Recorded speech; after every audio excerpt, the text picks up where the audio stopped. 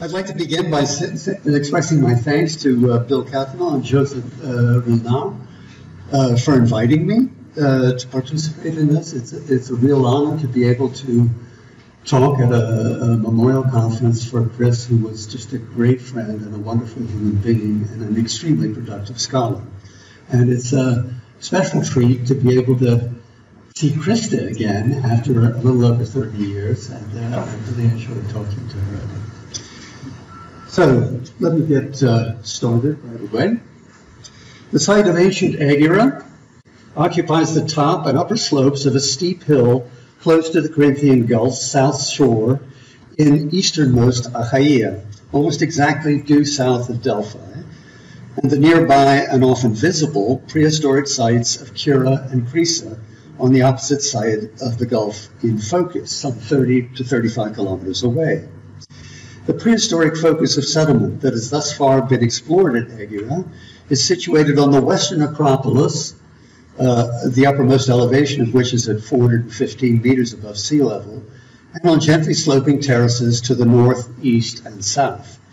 The highest of these terraces, to the east, forms a saddle linking the west Acropolis to a much smaller and more heavily eroded eastern Acropolis. Excavations directed by the late Wilhelm Altzinger and supervised by Sigrid Deger-Jaukotzi on behalf of the Austrian Institute of Archaeology at Athens from 1975 through 1980 cleared almost all of the western Acropolis and exposed a small post-palatial Mycenaean settlement below a poorly preserved archaic to classical sanctuary. The whole surrounded by a fortification wall first built in Mycenaean times, but often modified thereafter down to late Roman and probably even later periods. The topography of the western Acropolis, the surviving remains of the late Attic IIIC settlement on top of it, and the stratigraphy and chronology of that settlement have been summarized on several occasions since the mid-1980s, along with the evidence for sporadic occupation of this part of the larger site during the Chalcolithic, Early Helladic I, and Early Helladic III to Middle Helladic I periods. And I refer you to the publication by Eva Alvan. So there's no need to review this evidence once again. The bulk of the Mycenaean remains belong to two phases, heretofore termed phases 1A and 1B, the first being datable to an early stage, but not the earliest, of late Helladic IIIC early. The second of these phases ended in a wholesale destruction by fire of the Acropolis settlement, an event datable to the very end of LH IIIC early, or to an initial stage of LH IIIC middle. Occupation of the Acropolis continued following this disastrous fire in what the excavators have termed Phase 2. But the finds of this terminal Bronze Age occupational phase were often scrappy and from contexts badly disturbed by later activity, with the result that Phase 2's definition in ceramic and hence chronological terms is rather problematic, as has been any understanding of precisely when the post-palatial settlement was finally abandoned. Fresh excavations of the Mycenaean remains located at the easternmost point on the western Acropolis, as well as in the saddle area, not far to the southeast, were undertaken from 2012 to 2016 by the Austrian Institute under the direction of Walter Gauss. Two extensive preliminary reports on the results of the first 3 seasons of these latest excavations have already been published, so there's no need for me to repeat those in detail here. Instead, my focus will be on several new insights into the rather unusual ceramic assemblages that are now seen to constitute a lengthier LH IIIC occupation than originally imagined, and one that can be more readily subdivided into more sharply defined chronological stages in its later LH IIIC history. The Mycenaean stratigraphy in the portion of the western Acropolis excavated in the 1970s rarely exceeded 75 centimeters in depth, and was often badly disturbed at the top, especially in the eastern half of the roughly 820 square meters that constitute this Acropolis's surface area. By contrast, the recently cleared and contemporary stratigraphy just inside the preserved fortification wall at the Acropolis's east end is about 1.20 meters deep in parts. In the northern portions of the saddle, the LH IIIC deposit is over 2 meters deep from the lowermost to the uppermost of the recognized floor levels, and significantly deeper if the undisturbed fills below the earliest floors and above the latest are taken into account. These extremely fortunate circumstances of preservation have allowed us to define no less than 5 distinct ceramic phases represented in the 2 areas, the first 2 of which correspond with phases 1A and 1B of the earlier excavations, but the last 3 of which have allowed us to subdivide and more closely define the previously rather nebulously outlined phase 2. I will henceforth refer to our newly defined phases with the prefix APP, standing for Aigeira pottery phase, and I refer you to the handout, so you can try and keep all of these abbreviations going in your head. From the 2 main zones excavated since 2012, we have inventoried some 950 pieces of LH IIIC pottery from well-stratified contexts. The vast majority, to be sure, consist of single feature sherds, rims, handles, bases, spouts, and decorated body fragments. Most of them small, and many of them heavily worn. But they also include some 15 to 20 complete profiles, about half of which are fully restorable in terms of their decoration. About 3/4 of these inventoried pieces, 725 in number, come from the saddle, while just 1/4, roughly 225, were found immediately inside of the LH IIIC fortification wall, some 20 meters to the west-northwest and over 5 meters higher in elevation. But while 3/4 of the saddle pieces belong to APP 1 and 2, equivalent to the phases 1A and 1B of the previous excavations, only a little less than half of the Acropolis fragments date this early. Virtually all of our inventoried APP3 material comes from the saddle, but less than 1/3 of our APP4 pieces and none at all of phase 5 come from there. Instead, 2/3 of the APP4 sherds and all those of APP5, and this is where you begin to need your handout, come from the easternmost Acropolis.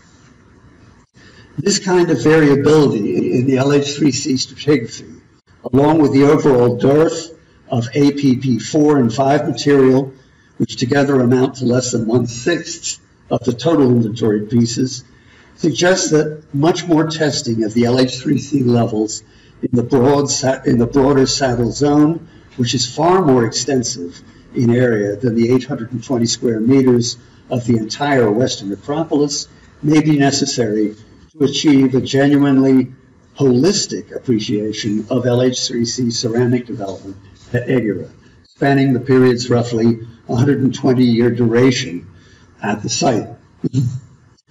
Having the good fortune to find deep and well-stratified deposits of LH IIIC settlement debris was only part of the reason for our being able to identify up to 5 ceramic phases in these 2 excavation zones.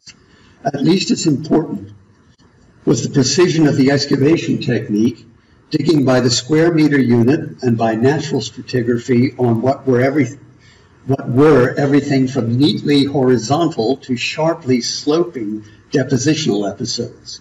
All excavated earth was dry sieved, representative samples of all strata were also water sieved, and all bulk profiles as well as features were meticulously recorded in both drawings and photographs.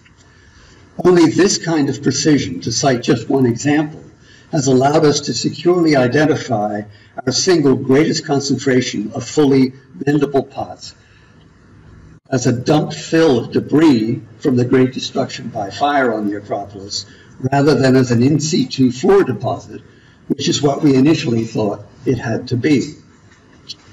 Previous publications of the pottery of APP 1 and 2, assignable to 2 successive stages of LH IIIC early, have been sufficiently numerous, detailed, and accurate that no significant corrections to them are necessary.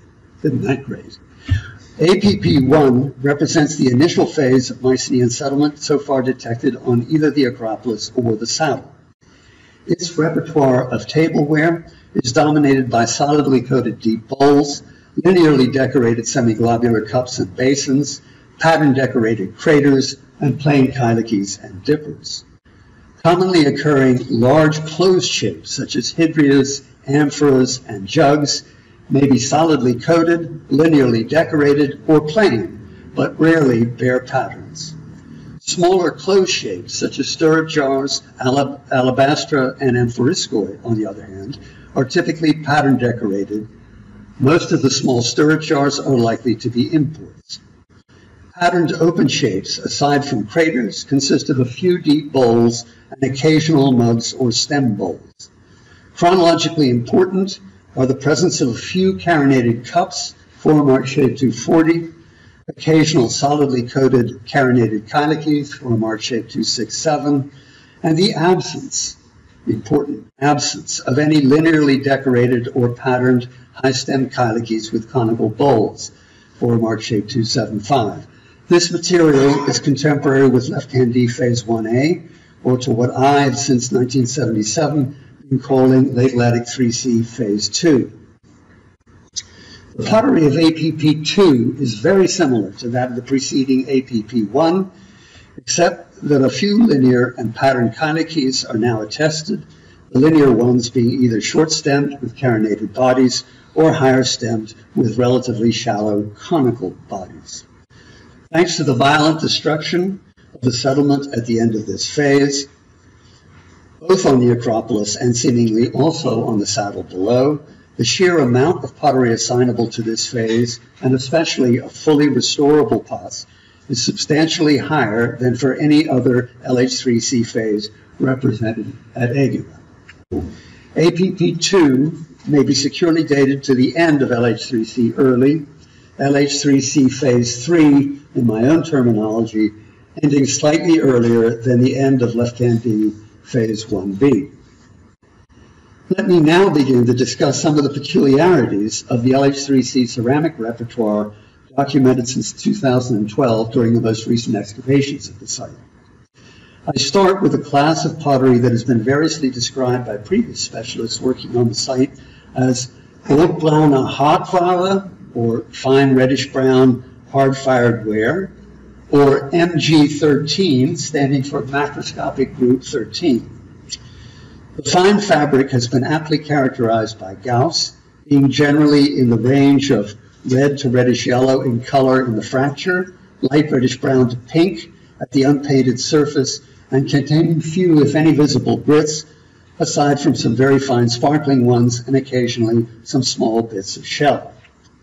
The range of shapes consists for the most part of large closed vessels with pronounced necks, amphoras, hydrias, occasional transport stirrup jars, and probably also some four-handled jars, basins with horizontal strap handles attached just below markedly swollen lips, and deep bowls with the thickened rims typical of stem bowls, but here with ring bases. Virtually all closed shapes in this fabric have solidly coated exteriors, the undersides of the slightly raised bases often also being completely coated. All of the deep bowls are solidly coated inside and out, but the basins and rare craters often have a linear exterior combined with a coated interior. The paint ranges from a metallic black through very dark reddish brown to red. What is most striking about the vessels produced in this fabric is the fact that they are typically coil-made, although in some cases the necks, rims, and raised bases on large closed shapes appear to have been wheel-finished, or perhaps even wheel-thrown, and then added to hand-built bodies. Abundant parallels for such solidly coated large closed vessels have recently been reported from very early LH IIIC contexts at Kondopigana, near Athens. The frequency of this fabric in APP1 deposits is striking, and plenty of such vessels are still in use during APP2. But But thereafter, the amount of this material, except in the form of increasingly more worn and hence softer residual sherds, declined sharply. In view of its frequency and distinctive combination of decoration and mode of manufacture, I would like to propose calling this class fine reddish-brown handmade, modified by the adjectives monochrome or linear as may be appropriate. There is little doubt but that the vessels in this fabric are imports to Aigeira, but their place of production is uncertain. Similarly decorated large closed vessels and deep bowls with thickened rims are apparently common among the pottery dated to Late Atlantic IIIA from the Carishian cave on the other side of the Corinthian Gulf, as well as from Crisa and Delphi. But no concentration of such vessels from LH IIIB or early LH IIIC contexts is known to me from these sites. From the same APP1 context on the saddle as the large quantities of what I'm suggesting we should call fine reddish-brown and handmade, comes a concentration of decoratively and technologically related vessels made using an altogether different clay recipe that results in a distinctively different appearance. The fired fabric is medium fine, very pale, and quite soft. The vessels produced in it are all handmade, but are much more awkwardly shaped than those of the superbly potted fine reddish-brown handmade class. Examples of this separate class of relatively fine handmade vessels appear to have been either entirely coated with a dark paint or else very simply banded, but using a paint that adhered so poorly to the clay ground beneath that the vessels in question often look practically plain, with only specks of their original banding or monochrome coating preserved. The shapes represented in this vaguely Corinthian-looking but poorly levigated and in the end totally impractical fabric are quite varied. A linear semiglobular cup and basin, as well as a solidly coated deep bowl, carinated kylix, and small hydriid. It is difficult to view these wretchedly made containers as anything but a potting experiment by a rather unskilled artisan, possibly trying his hand with raw materials that were unfamiliar to him or her. The fact that this class of soft, medium-fine, pale handmade vessels failed to survive into APP2 is hardly surprising. But its existence during APP1 is one of several indications that at least some of the initial settlers of LH IIIC Aigeira are likely to have been strangers to the area. The class of handmade pottery of LH IIIC date for which Aigeira is best known, of course, is the category commonly referred to as handmade burnished ware, HMB in English, HGK in German, initially published by REDDISH-BROWN in 1977 and frequently discussed and supplemented by new finds since then. The recent excavations of 2012 to 2016 have recovered substantial numbers of this medium coarse to coarse, dark surfaced, handmade, and burnished class, including several complete profiles, illustrations of which I am able to present for the first time here in color.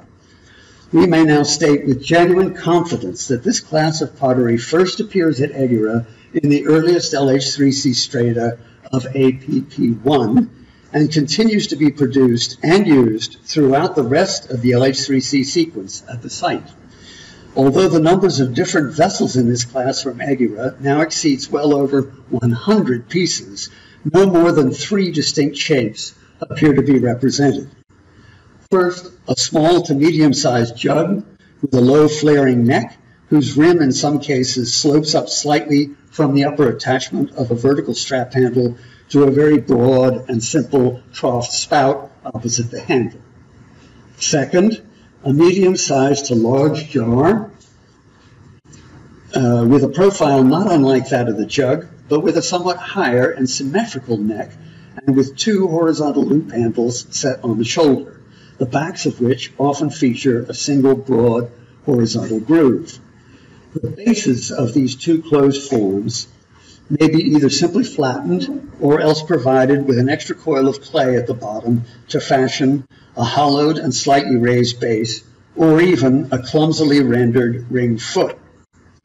Whether simple or more elaborate, these bases are invariably somewhat convex, with the result that the vessels wobble rather than sit in a stable position when placed on a horizontal surface. Their unsteady stance seems very odd for shapes that were obviously designed to dispense liquid contents. The third shape to be represented by multiple examples in this class is a dipper or ladle supplied with a single high-swung handle and a body that can be quite variable in both shape and size. Oops. The horizontal handled jars have necks that are wide enough to have allowed their makers to burnish their interiors. Many of the jugs, however, have necks too narrow for this purpose, with the result that many body sherds can be assigned to one or the other shape by the presence or absence of an interior burnish. The two shapes appear to be equally common and may have been intended to function as pairs. The dippers, on the other hand, are markedly less common. In addition, the surfaces of the dippers sometimes lack the burnish that is an invariable feature of the exteriors of the jugs and jars.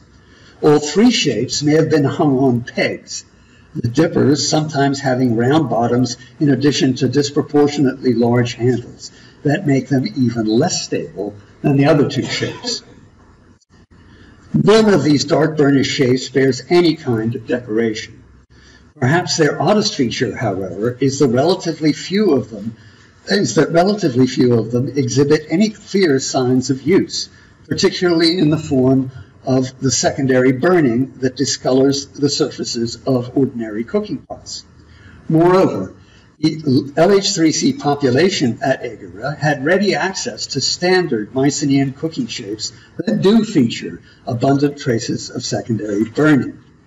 Most common among these cooking pots are strap-handled wide-mouthed jugs, foremark shape 65, of various sizes, but also attested are a few cooking kraters, probably spouted and therefore foremark shape 298, at least one two-handled cooking amphora, you can see with two handles here, foremark shape 66, and a small number of cooking vessels with tripod legs that are probably imported.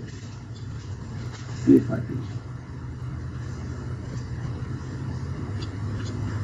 That's a tripod leg here, and we only have one or two, very few of those.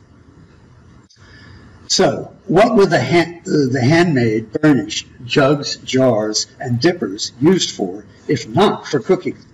The shape range of this class at Aigeira is distinctly unusual, as Reinhard Jung made clear a decade ago.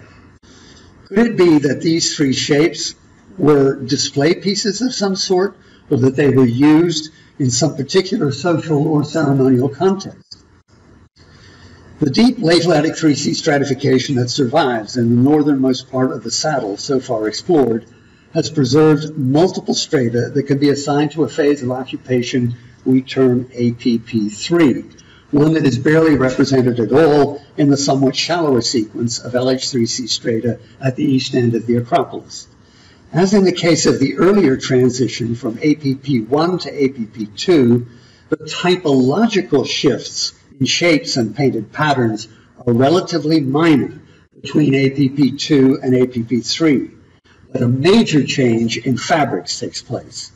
The amount of fine reddish-brown handmade pottery declines precipitously, replacing it, especially in the case of large open and closed shapes, bases, kraters, amphoras, hydrias, and large jugs, mostly linear and occasionally either plain or patterned, but never solidly coated on the exterior, is a medium-fine to medium-coarse, pale-surfaced fabric that is clearly the Aigeiran equivalent of what has been called whiteware at Lefkandi and numerous other LH IIIC sites in central Greece and the Cyclades, but that is much more sparingly attested in the northeast Peloponnese. At Lefkandi, this fabric first appears in the local phase 2A, but only becomes truly popular in phases 2B and 3. It is therefore a diagnostic of both LH IIIC middle and LH IIIC late. The essentials of the clay recipe and inclusions that resulted in this distinctive fired fabric are unlikely to be characteristic of the production of a particular site or even region, but may rather mark a novel production technology introduced into the central and western Aegean from Cyprus, as suggested some 20 years ago by Sigrid Degger-Jalkosy. Aside from its much paler fracture and surface coloration and significantly coarser fabric, whiteware differs from the earlier fine reddish-brown handmade class in having very cursorily treated surfaces and typically dull rather than lustrous paint. One has the impression that whiteware vessels took much less time to produce than did fine reddish-brown handmade ones. If whiteware vessels were produced locally at a number of the sites where they have so far been found in quantity, there are likely to be significant differences in their mineralogical as well as chemical compositions. But so far, no large-scale petrographic or chemical studies of this class have, to my knowledge, been undertaken. At both Lefkandie and at Aigeira, this class eventually included not only the large shapes already mentioned, but also smaller ones, such as semiglobular cups, deep bowls, and stirrup jars, to a far larger extent than its fine reddish-brown handmade predecessor. But in the absence of more comprehensive studies of these two ceramic classes, it is probably inadvisable at this point to speculate as to what the rapid or even sudden replacement of one by the other at the beginning of Aigeira's version of LH IIIC middle might signify. One further observation about the pottery of APPs 1, 2, and 3 at Aigeira is emerging as worthy of serious consideration. We are still in the early stages of trying to document the phenomenon in question in an appropriate way, and I would very much appreciate any suggestions in the question and answer period that follows as to how to do so responsibly and successfully, as successfully as possible. In what I've already had to say, I've drawn attention to the handmade rather than wheel-thrown or even wheel-finished character of several different classes of both fine and coarse pottery at LH IIIC Aigeira. What we have also noticed is that a substantial number of what we take to be locally produced tablewares, whether monochrome painted, simply banded, patterned, or even plain, as well as some of the local cooking pots in standard MYCENAEAN shapes, mostly wide-mouthed jugs made in a sandy, quartz-rich fabric lacking any kind of post-shaping finish, are also handmade using a coiled technique. Unfortunately, because so many of our inventory pieces consist of small and quite heavily worn sherds, we have not yet figured out any way to quantify this phenomenon successfully. We are largely dependent on the preservation of clear indications of junctions between distinct coils. I'll simply call these coiled joins, or on the survival of fragments large enough to have preserved substantially different wall thicknesses of a given pot at one and the same point in its elevation. A few specific examples may help you to visualize what I'm talking about. Here are some monochrome deep bowls of APPs 2 and 3 where clear coil joins are visible in the lower body. Whoops.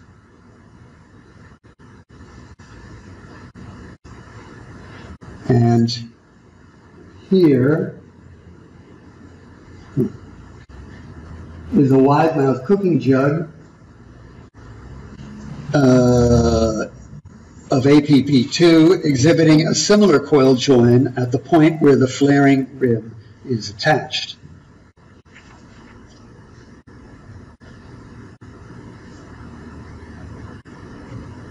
And here is a bridge-spouted pattern-decorated crater whose wall thicknesses vary significantly at the same level. That's one of the two line drawings down below there of the base and lower body. This pot features a clear coil join on the interior. After its primary forming, it was wheel finished, and then its solidly painted interior was burnished. It was one of 3 largely mendable pattern craters from the same dump fill of APP2 date. Neither one of the other 2 exhibit any features of handmade manufacture. Here are the other 2. Other shapes of local tableware that show signs of being coil-made are dippers, semi-globular cups, and carinated cups. But as in the case of the kraters just mentioned, only some examples of these other shapes are coil-made, and these are then usually wheel-finished. As noted earlier, by far the commonest shapes in all stages of the LH IIIC sequence at Aigeira are solidly coated deep bowls and semi-globular cups with a simple rim band. In APP 2 and 3 especially, numerous astonishingly thin-walled examples of these two shapes appear, alongside plenty of examples with walls of normal thickness. I suspect that most of the extra thin-walled specimens of these shapes were coil-made and subsequently paired in order to reduce their weight and improve the quality of their firing. But more study of these pieces in particular will be required in order to substantiate this notion. Determining what percentages of the tableware and cooking pottery are used during APPs 1 through 3 at Aigeira were handmade before being wheel finished, or wheel thrown, will be very difficult to establish with any degree of accuracy given the material's overall state of preservation. Some categories of the handmade material are probably imported, for example, the fine reddish-brown handmade class of APPs 1 and 2. But most of them appear to be local products, as must certainly be the numerous tubs and vats that function essentially as built-in furniture, and also the vast majority of the large quantities of pithoi used for storage at the site. Yet there seems to be plenty of typical wheel-thrown Mycenaean tableware and cooking pottery in use as well. The overall picture of a thorough mixture of handmade as well as wheel-thrown ceramic products in contemporary use is highly unusual in my own experience, and the task of identifying the multiple different approaches to the combination of coil building and wheel finishing that are possible is one that I do not feel sufficiently well qualified to perform. My chief aim in this presentation, however, is simply to communicate that the range of different pottery production methods represented at Aigeira, not only in the shaping of the pots, but also in the preparation of the desired clay mixtures with highly variable amounts and ranges of non-plastic inclusions, appears to be more heterogeneous than for most other Bronze Age Aegean pottery assemblages that I have worked on. I suspect that this may reflect a larger number of local potters, and hence perhaps be an indication that pottery production had become a household craft at this site and was no longer in the hands of specialized producers. I will close with a few comments on what could be said so far about APPs 4 and 5, neither one of which is as abundantly documented as the 3 preceding phases. APP 4 is represented by floor levels in both the Saddle and East Acropolis excavation zones. Even though material of this phase is comparatively scanty, the typological features that distinguish it from the preceding APP 3 are more numerous and more pronounced than those that separate the previous pairs of phases. To begin with deep bowls, I'm going to talk about this first. Deep bowls may look quite different in terms of both shape and decoration. A linear deep bowl with a medium rim band is significantly smaller than usual and has a hollowed raised base instead of the usual ring foot. It has, in fact, adopted the linear decoration, rim band, foot profile, and size of a semi-globular cup, but its surviving handle and the scar of a second show clearly that it was a deep bowl. A second example of this shape here, with a rim diameter of just 7 centimeters, is even weirder. Aside from the aberrant size and handmade production, it features a reserved band on the interior rim decorated with continuous dashes. Several other monochrome deep bowls of this phase feature reserved interior rim bands, either plain or dotted. Whiteware continues, but now shows up in novel shapes, such as trefoil mouth jugs that may be supplied with a twisted vertical loop handle. Small closed shapes have become more common and include an occasional example of a stirrup jar or lekithos with the dense multiple banding typical of Western Achaean versions of these forms in later LH IIIC middle and late. Fine unpainted pottery seems to have disappeared altogether by this time. This phase lines up well with the developed subphase of LH IIIC middle in the Argolet. A small floor deposit in the northern saddle area assignable to it consists of a handmade burnished jug, a handmade but unburnished round-bottomed dipper, and a linear carinated kylix of a decorative type that had been in use at Aigeira since at least APP 2 times. APP 5 pottery is stratified only at the east end of the Acropolis, just inside the fortification wall. A single complete profile, once again that of a smaller than normal deep bowl, provided with a hollowed and raised foot rather than a true ring base, is solidly coated except for a thin reserved line at the very bottom of the foot. The extremely scanty sherd material of APP 5 includes later LH IIIC types already attested in the preceding phase, but nothing except for the somewhat higher foot on the single fully preserved deep bowl profile sets this material apart from that of APP 4. As at so many other settlement sites of the post-palatial late Bronze Age on the southern Greek mainland, this terminal LH IIIC ceramic stage at Aigeira is so poorly attested that it's simply impossible at present to determine in any detail how it may differ from the predecessor. Rather than end abruptly on such a down note, I'd like to recap in somewhat broader and more human terms what the more fully documented post-palatial pottery sequence at Aigeira may have to teach us that we didn't already know.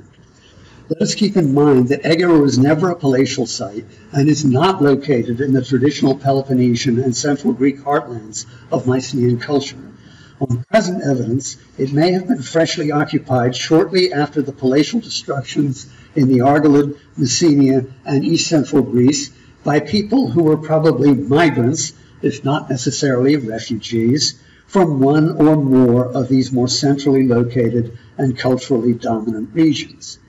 Their initial repertoire of ceramic containers was an altogether typical one for regions to the east, such as the Carinthia, the Argolet, Western Attica, and Western Euboea, with the single exception of the odd Aigeiran version of the handmade dark burnished class that is so far unparalleled at any other Peloponnesian site where pottery of this character has been found in final palatial or early post-palatial contexts. The new settlers at Aigeira evidently made their own pottery, but also acquired substantial quantities of it, especially the fine reddish-brown handmade class, but also a large percentage of their pattern-painted kraters, deep bowls, and stirrup jars from non-local producers. That is, much of the finer and better-made pottery was for some time being imported. Some 3 to 4 decades after their arrival, at a rough estimate, an important change occurred when fine reddish-brown handmade ceased to be imported and whiteware versions of most of the same shapes began to circulate. Whether or not this whiteware was locally produced is presently unknown, but there's no good reason why it should not have been. For the next 3 to perhaps as many as 5 decades, Aigeira's inhabitants continued to make and use a range of shapes that stayed very much the same. But toward the end of that time, the shape and decorative repertoires of the tablewares rather speedily became impoverished, possibly because the population of the settlement had decreased significantly. And then the site appears to have been simply abandoned, although how and why is altogether unknown. But at least until the end of what we were calling APP 4, during which the fortification wall at the east end of the Acropolis was either initially built or at least significantly thickened, the people living at Aigeira seem to have remained reasonably prosperous and in touch with stylistic developments in areas lying both to the east and increasingly toward the end to the west. The overall ceramic assemblage is remarkably conservative in its shape repertoire from beginning to end. Also striking is the minimal amount of attention devoted to decoration, other than on the kraters and occasional calathoi used for the mixing of wine and water at significant social occasions, or on small closed shapes that appear to have been reserved mostly for deposition with the dead. As a consequence, telling time with the aid of pottery necessarily relies heavily on significant changes in fabric and on distinctions in vessel shaping technology, as I hope to have made clear in my presentation. While the drinking and eating vessels used by individual persons were strikingly uniform in design and decoration, that is, their cups, dippers, kanikis, and bowls, the vessels intended for usage by groups of people, such as nuclear families or wider kinship groupings or social circles of some kind, that is, kraters, caliphoi, and perhaps also the containers of perfumed oils and unguents, these were more lavishly and distinctively decorated. No two kraters in use at the site appear to have been decorated with exactly the same patterns, so far as we can tell, whereas almost identically decorated cups and bowls are represented by scores of examples. The only other functional ceramic type to be decorated in the post-glacial village of Aigeira were the gigantic storage jars or pithoi, whose relatively simple plastic and impressed or incised ornament may have marked the hands of individual producers rather than reflecting the choices of the social groups who may have commissioned pattern-painted fineware vessels intended for communal use. The plentiful evidence for LH IIIC pithoi from the 1970s excavations at Aigeira, presently under study for final publication by Dr. Eva Stern, may have much to tell us, as may detailed study of the variety of local fabrics and vessel shaping methods employed in smaller shapes. If anyone in the audience might be interested in working on the latter topics, please let me know. And in the meantime, thanks for your attention.